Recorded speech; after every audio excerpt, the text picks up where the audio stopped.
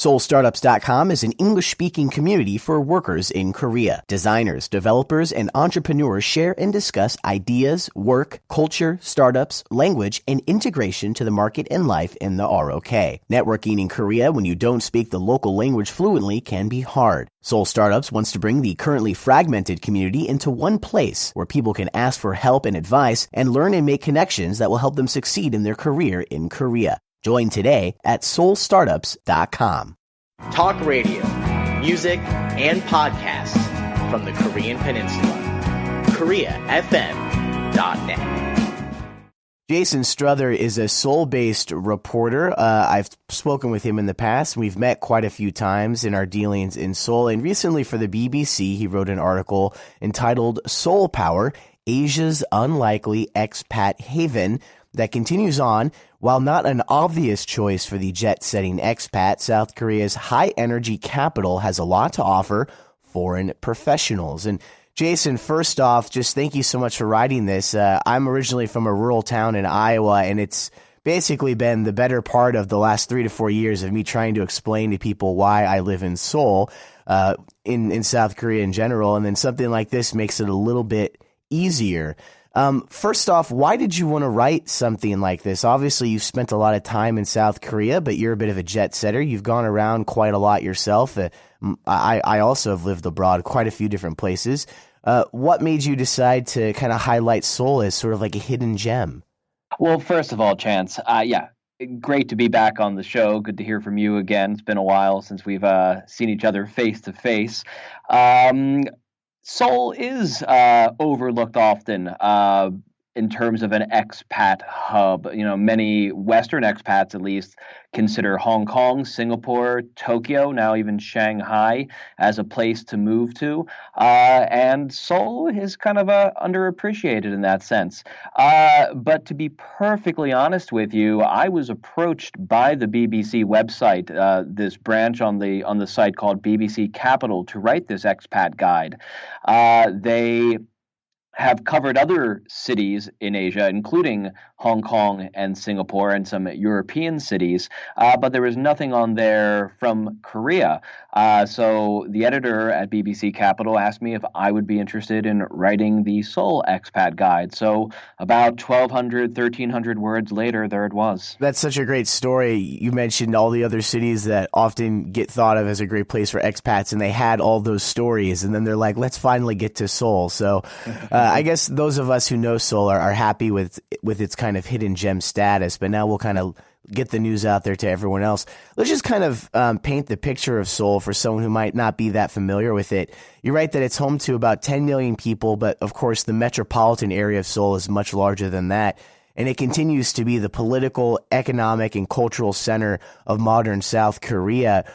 That's really important. I mean, how important is Seoul to South Korea? In my mind, it kind of is South Korea. I think you're right, Chance, and I think a lot of especially expats who come here, their view of South Korea, for better or worse, is completely framed in the context of life in Seoul. There is something unique about this country of about 50 million, with, close to half of those inhabitants living around the capital, is that everything happens here. All roads lead to Seoul, both figuratively and literally. If you've ever tried to get back to the city from the countryside, there's pretty much a bus or highway that will drop you right back off in the capital. Not so for other cities. And I think that has manifested with maybe too much political and economic power happening in this one single city. And there have been moves by the government to relocate official agencies around the country. Of course, a few years ago, Sejong City, an administrative capital, was opened to try to lessen the burden on Seoul, but the city still remains to be the magnet that draws people from around the country as well as overseas to Korea. Yeah, and in addition to that, it seems like every year, at least a couple times a year, there are these articles that talk about people leaving Seoul. I've even interviewed, quote unquote, digital nomads, people that lived in the city and they decided to move to beautiful Jeju Island or to Latin America and just kind of quit their job at Samsung or another large company and kind of have a very different lifestyle, or even move to the countryside, even like a 20-year-old something or a young 30-year-old and start farming. So there are definitely people that are trying to escape the wonderful world of Seoul that we're talking about now. Something that you mentioned early on in the article was that up into the early 2000s, the local expat community was basically U.S. military personnel and a motley crew of English language teachers. Both of those groups still exist in Seoul, but it's changing a little bit.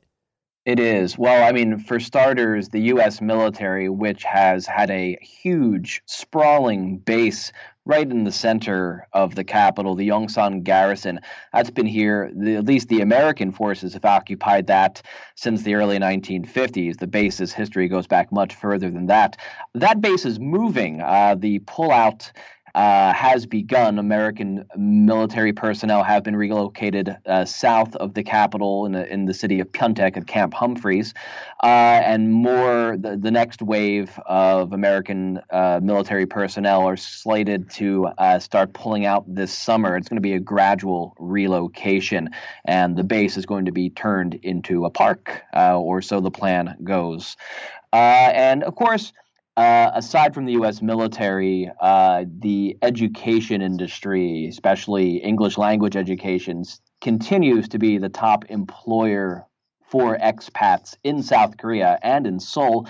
But even that has seen cuts in recent years. Many public schools in Seoul have ended their native English teacher program. So, your expats from Canada, Australia, the U.S., England, have not been able to find jobs in public schools, although there are still plenty of hagwons, the private academies that employ native-speaking teachers. Although I do sense the craze, the English language craze that gripped Korea, let's say at its height several years ago, 10 years ago, I do feel that's kind of waning. But, something that I've seen in the 10 years that I've lived in Korea is that expats are finding more white-collar jobs. So in the past, when I first came here, if I was out at a restaurant or a bar, if I bumped into another Western expat, they were probably an English teacher or maybe in the U.S. military. But these days, they're working at Samsung, at Hyundai, they're working at PR firms. It's a much more diversified expat group now than it was, just a decade ago. Along the same topic, let's talk about something that people might not realize if they haven't lived abroad, and perhaps not if they've never lived in South Korea. But if you come here as an expat, you're pretty much really tied to the company. They have to sponsor you for a visa. However, if you're an ethnic Korean, so your parents, your grandparents came from South Korea and moved to another country, or if you were adopted, I have plenty of adopted friends who have come back to South Korea for one reason or another. They are kind of in a special status. They get what's called an F visa, which is very valuable for work. That's right. There is no freelance visa in South Korea. I know, for instance, a friend of mine had moved to Germany recently, and she was able to obtain a freelancer visa, which allowed her to pretty much work in whatever industry she wanted to in Germany, and perhaps more so across the European Union. However, in Korea, right, if you come here as an expat and you have no biological connection to the Korean peninsula, you are pretty much tied to the company that sponsors your visa. Now, of course, some students can get part-time jobs, but that's limited. As a non-Korean foreigner, the best you could do in terms of being in control of your own visa is stay here long enough, pass a cultural immersion test. You have to prove your language speaking skills and have some other boxes that need to be checked in order to get an F-Series visa, a temporary residence visa.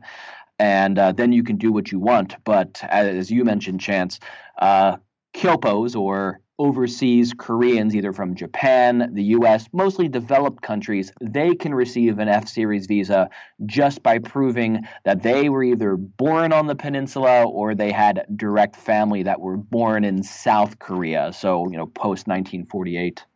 Yeah, and another quick fix for foreigners living in South Korea is often marrying a Korean national. My girlfriend for several years is South Korean. And I've actually been told by employers, why don't you just go ahead and get married? Because it makes it a little bit easier for them, because then they don't have to sponsor my visa. But that's another story. Come on, Chance, man up and make an honest woman out. Man up, that's right. I can't tell you how many times I've been told just to marry my girlfriend and then all my visa issues would go away, which is actually true. Fair enough. Let's get a little bit more into the discussion of what life is just like living in South Korea, or rather in Seoul, which is, as we've just mentioned, kind of the city of South Korea in itself. I've lived in Berlin. I was a Peace Corps volunteer in Colombia. I've lived in New York and LA.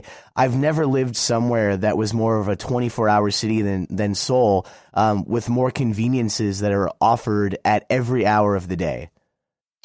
South Korea is a very convenient country, and Seoul is an amazingly efficient city to live in, whether it be its transportation network, the availability of eating or drinking or whatever other establishments throughout the night they are there. And for the expat, there has been a real push by the Seoul city government to make the transition to life in Korea as easy as possible. You have the Seoul Global Center that is kind of a one-stop shop for all the needs of expats in Korea. They offer real estate advice, legal advice, psychiatric services for those of us who need that. So life in Seoul, I think it had been considered kind of a hardship post for quite a while, but really over the past several years, I think Korea wants Western talent, expat talent to come here. And they're making it as easy as possible for expats to move in here. As I just mentioned, I've lived in Germany. I was in Berlin for almost an entire year on a fellowship, and I thought Germany had great public transportation until I moved to South Korea. I mean, it's just absurd the options that are available to you. I mean, if I'm taking a train or a bus somewhere, usually I have the options for both. And truthfully, lately, I like taking the bus because there's a USB charger right in front of me. Yeah, right. I mean, public transportation is very important to me. I before coming to Seoul, I had lived in both Brussels and New York City, and which has good public transportation networks too. But of course, sometimes in New York, you're fighting for a seat on the subway with a rat. So that's one thing that's really nice about the system here in Seoul. It's very clean. It's very efficient. Does not run 24 hours a day like it does in New York. Yeah, unfortunately. But taxis are quite cheap, too. So if you are out past your bedtime, you can easily get around the city. And it's also a very safe city. You can leave your laptop on the table at the cafe and go to the restroom. And when you come back, it will be there. Now, of course, I say Seoul is a safe city. Of course, one needs to exercise caution, realistic caution like they would in any city. But overall, you can be out walking on the Han River at 2 a.m. and most likely no one's going to bother you. Continuing this topic kind of daily life, you write that South Korea and its capital might not seem like an obvious choice for the jet-setting expat, and then along that line of thinking, the quality of life isn't that high according to some of the rankings, and it's the 6th most expensive city in the world. So if you come to Seoul and you live a certain lifestyle, it might be expensive. The quality of life isn't, as we just mentioned, the same as some other cities according to these rankings, but those rankings always, have their ways about them. So what's the way to adapt to life in the city? I mean, you can spend thousands of dollars on an apartment, or you can get an apartment for around like $400 a month. Right. Well, I think that particular survey from The Economist about the cost of living, that's benchmarked on certain Western expectations of lifestyle, the ease at which you can get Western products, even perhaps a live-in maid, as many expats have in Hong Kong or Singapore, where here in Seoul, right, that's not going to be as available or as cheap. But Seoul, if you do live on the local economy, if you eat Korean food, if you use public transportation, if you don't live in one of the big high-rise Samsung-built condos and rely on a real estate agency that caters exclusively to expats, you can live very modestly here and easily save money. I mean, a meal at a very basic Korean restaurant, you're not going to pay much more than 5,000 won and have a nice full meal. You can go to a barbecue place and get servings of marinated grilled pork for two, and you're not going to pay more than $20 for that. And that includes kimchi and all the other endless side dishes that come along with almost any Korean meal. And apartments, right, depends on where you look in town. If you want to live in fancy pants Gangnam, yeah, you're going to be paying a premium for the zip code. But if you go north of the river to Gangbuk, which is an older part of town, let's say, and some, let's say, less ritzy neighborhoods, yeah, you can find a decent space, very affordable. It might not be, super close to the metro station.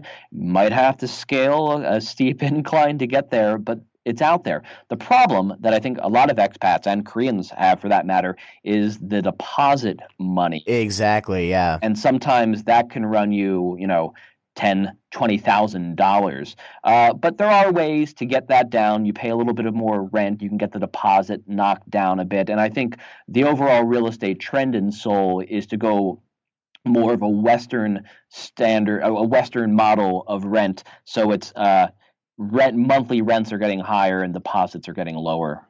SeoulStartups.com is an English-speaking community for workers in Korea. Designers, developers, and entrepreneurs share and discuss ideas, work, culture, startups, language, and integration to the market and life in the ROK.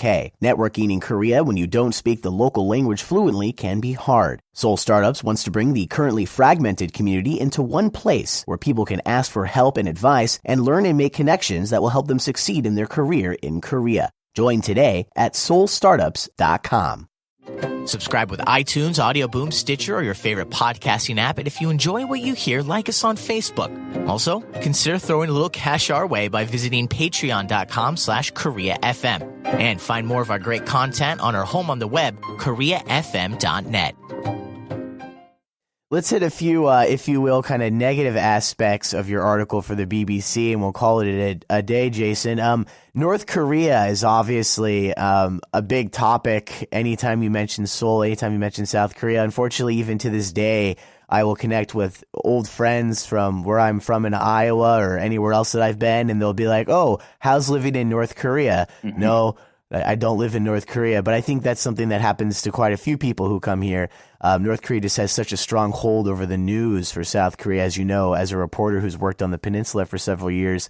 Every time, as you write, North Korea kind of rears its head, it doesn't necessarily affect everyone on the peninsula, but a lot of the people back home who know that you're living here, they get a little bit afraid. Could you talk about that dynamic? Certainly. I mean, when I first came to Korea in 2002 as an exchange student, this was right after George Bush announced that the regime was, a member of the exclusive axis of evil. And I remember my mom trying to persuade me not to go to Korea at that point because she perceived it as so dangerous. Of course, I didn't listen to her for good reason. But right. North Korea continues to overshadow South Korea. And we do have to remember these countries still are technically at war, as you will read if you look at any reportage about the ongoing strife on the peninsula. And now and then North Korea does act up. They shelled a South Korean island back in 2010. They sank a South Korean Navy ship that same year.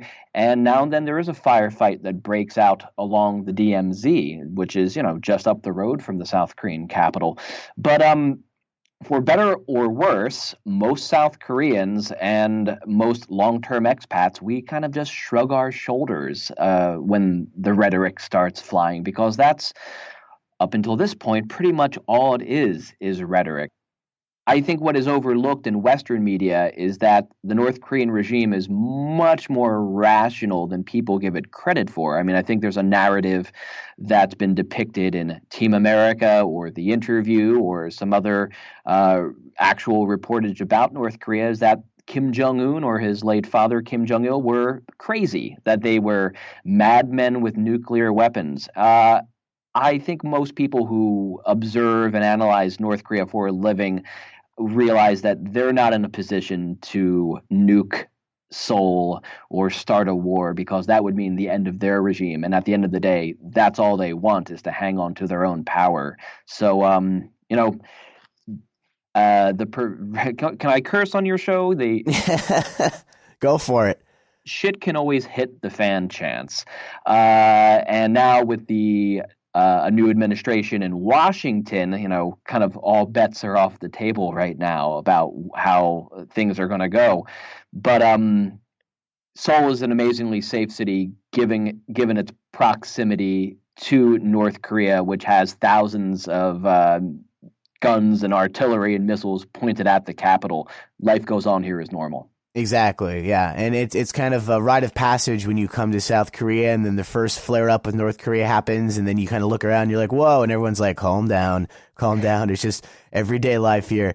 Been talking with Jason Struther, a Seoul-based reporter, recently wrote about expat life in Seoul, South Korea for the BBC. Final topic I want to talk with you, Jason. As I mentioned, maybe some of the little bit negative things about living in Seoul, living in South Korea, but this one is not necessarily that. It's both sides of the coin. You talk about making an effort to learn some of the local language, but at the same time, compared to a lot of other major cities in Asia, at least in my experience and talking to other people who have traveled around more than myself, there's quite a lot of English in Seoul, in South Korea generally. There is. And I compare it to a city like Tokyo, which has a much bigger expat community and a much more entrenched expat community than Seoul does. It is much easier here in South Korea to get around only speaking English than it is in Japan. That's not an excuse not to learn some Korean, but the fact of the matter is many South Koreans have studied English and have varying levels of fluency. Menus in restaurants are often printed in English. Signage around the capital is in English. Buses, subways, they all make their announcements in English. One can get by if they have a very limited knowledge of the Korean language. But if you do want to make connections with Korean people, and if you are working in a Korean office, you really need to know some Korean. But if you want to become fluent, it's going to take years. It's going to take years. And I've been here for 10 years, and I'm certainly not anywhere close to fluent. I can get by on a day-to-day level. But to become fluent, you would have to devote many years of classroom study, self-study, language exchanges, have many Korean friends, and really put yourself out there in the Korean context. But at the same time, you will experience, especially if you are a Western expat, i.e. Caucasian, Koreans will want to speak English to you. They're going to want to show you that they know English and that they want to make it easy for you to survive here in Seoul. And that means, accommodating you linguistically. And that's not necessarily a good thing, especially if you're determined to improve your Korean skills. Yeah, there are so many times that I've tried to speak Korean in certain situations, and maybe I just flubbed it, wasn't very good, or maybe they just were like, oh, I can use my English now, and then they jump straight into English, which I can appreciate. They're trying to help me out, but it is kind of a kick in the pants when you make the effort at times. But like you just mentioned, studying South Korean, or I guess the Korean language in general, there are some differences between North and South Korea, but it is basically the same language.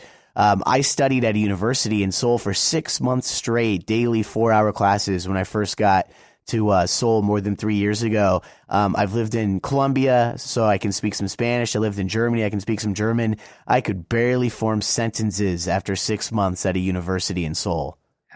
It's to a person who has an Indo-European language background. Korean's not going to make any sense. The grammatical structure is different. You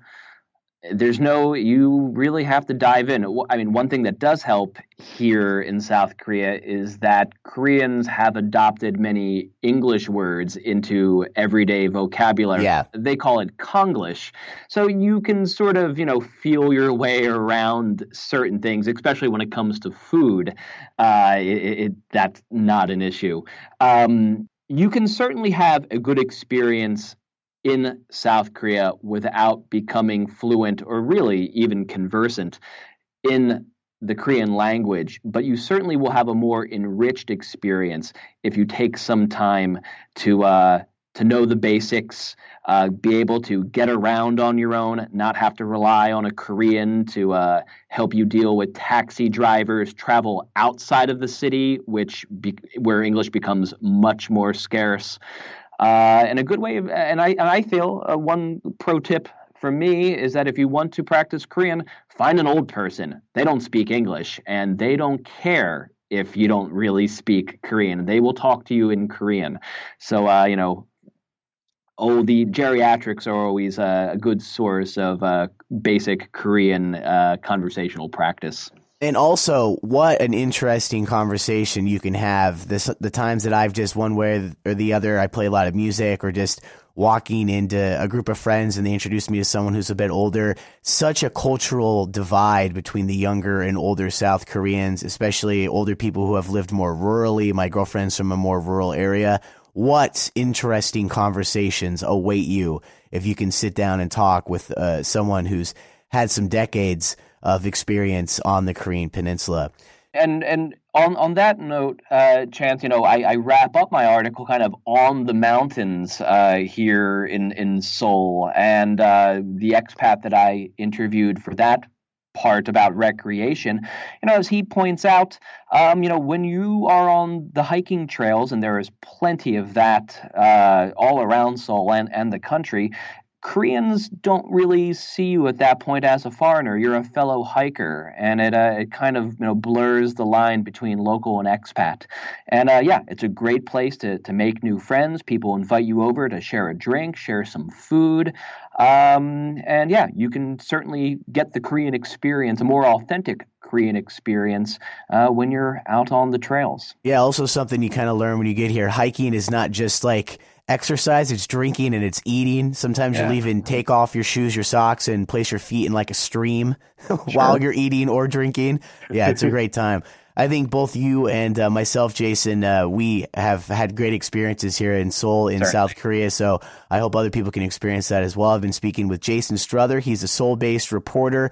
He's kind of all over Asia from time to time, so lots and lots of history for him, not only in South Korea, but in the area. So if he tells you something, probably is going to be the case. Once again, this was an article for the BBC talking about an unlikely, but definitely a true kind of expat lifestyle, expat haven that can be found here in Seoul and probably other areas of South Korea as well.